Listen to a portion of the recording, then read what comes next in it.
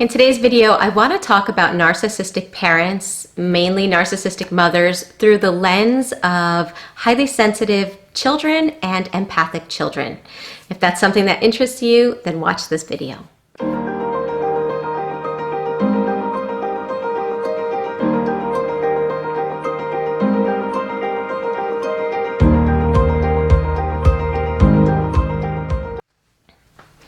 We know that narcissistic parents destroy their children.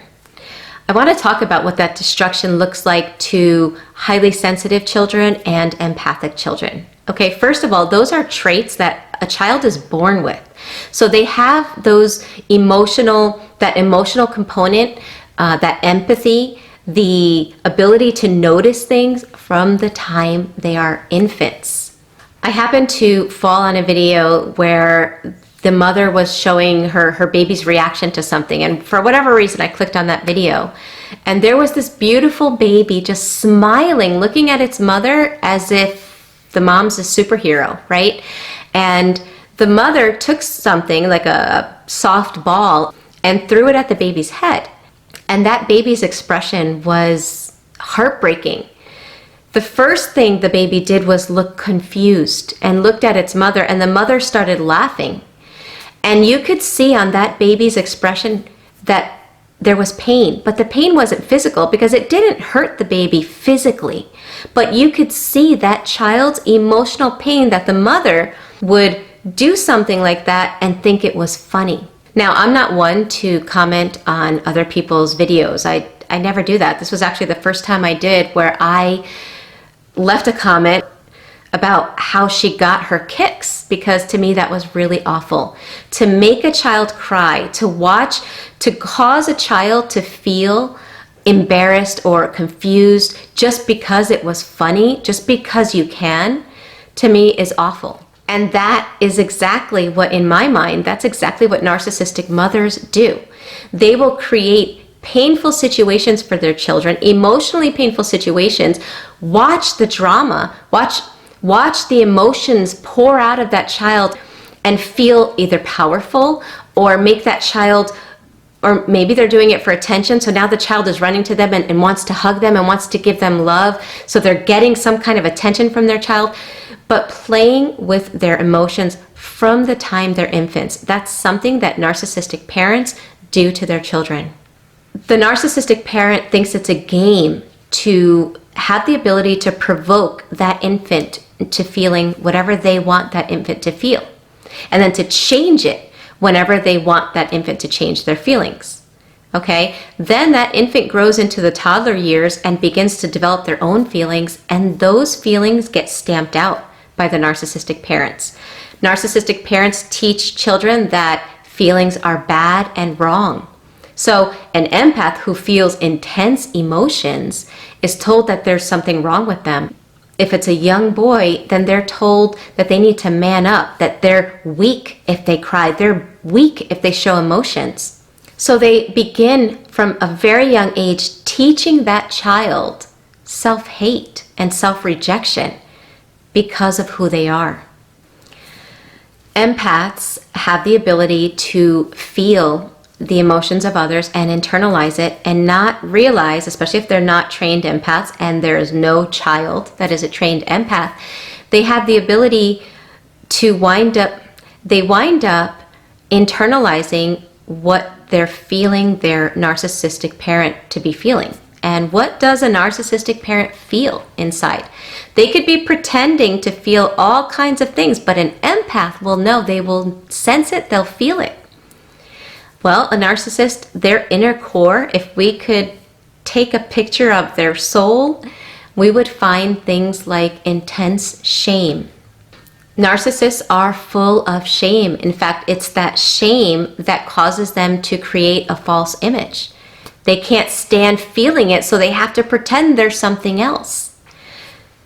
The narcissistic child will sense that shame and feel as if their soul is stained.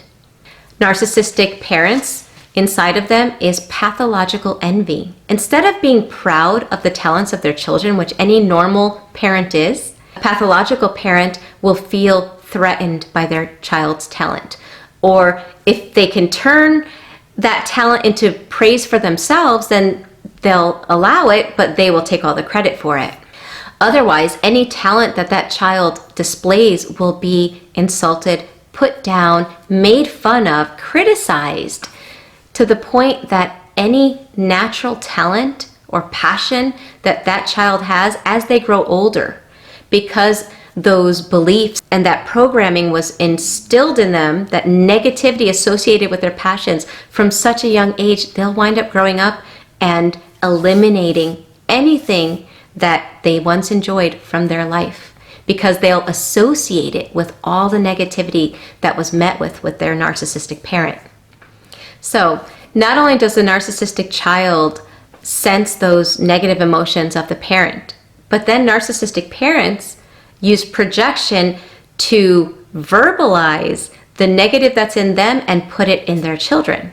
So if they're envious of their child, they will accuse the child of being envious of them. You're doing that because you're trying to make me look bad, or you're just jealous because I do this and you can't do that. That creates so much confusion, especially because the empath can absorb those feelings of jealousy. They feel that jealousy. Now they're being told that they're jealous, but then this little voice inside of them, this gut instinct is telling them, no, you're not. But that voice is so low that they don't hear it. And they wind up being confused and having so much self-loathing in their lives. They're never allowed to develop their own self, and everything that they are is criticized, and they grow up with a deep sense of self-hatred. As the child continues to grow, the narcissistic parent needs to always have all of the attention on them. They need the focus constantly on them, that they teach that child to be a human doing instead of a human being. That child is never credited for just being. They don't receive love just because that's their child and they deserve to give that love, and that child deserves to have that love. No, that child is taught conditional love, where you are only good if you are doing for me. You are only good if you are serving me. This really plays on an empath's and a highly sensitive person's desire to be better, right? So they are always trying to be better for their parent, to make that parent happy. It also plays on the empath and highly sensitive person's desire to fix someone else that's having a difficult time or going through something difficult. They have that desire to help. Well, the narcissistic parent takes advantage of that and creates indentured servants, never allowing that child to be their own person, to develop their own life. They are expected to cater to the narcissistic parent's needs all the years of that narcissistic parent's life. Their own needs are not important. Narcissistic parents take advantage of their empathic and highly sensitive children, because highly sensitive children and empaths like to make people happy, don't want to have conflict with their parent. It's taken advantage of to the point that the parent controls their life as they're getting older. They're not allowed to do anything they want to do. They're not even allowed to have the friends they want. They have to have the friends their parent tells them to. When it's time for marriage, they can only marry who the narcissistic parent tells them to, if at all. Some children of narcissists wind up alone and living with their narcissistic parent and caring for them all the days of their life, never having the ability to have their own life. And for those that break away, speaking of young men that are highly sensitive, empathic, that wind up leaving their narcissistic mother, one of two things happens. Either one, they wind up marrying a narcissist because that's what they're taught women are. That's what they're going to be drawn to, a strong woman that tells them what to think, feel, and do and be, because they were never able to develop their own self. They were used to having someone do that for them.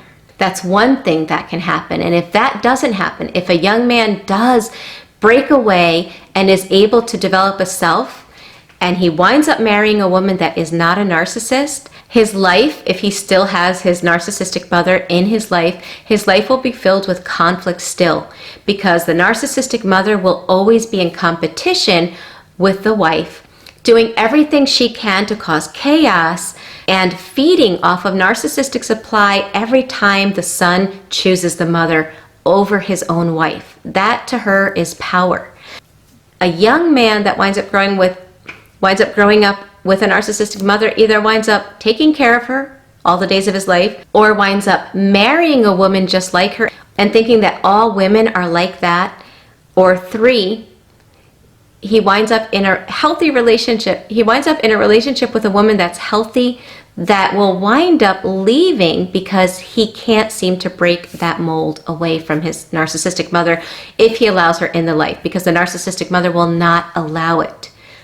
Now, I know those are some pretty harsh realities to contemplate. And I do want to say that those things don't have to happen as long as the person is willing to do the work to heal from the childhood of being raised by a narcissistic parent.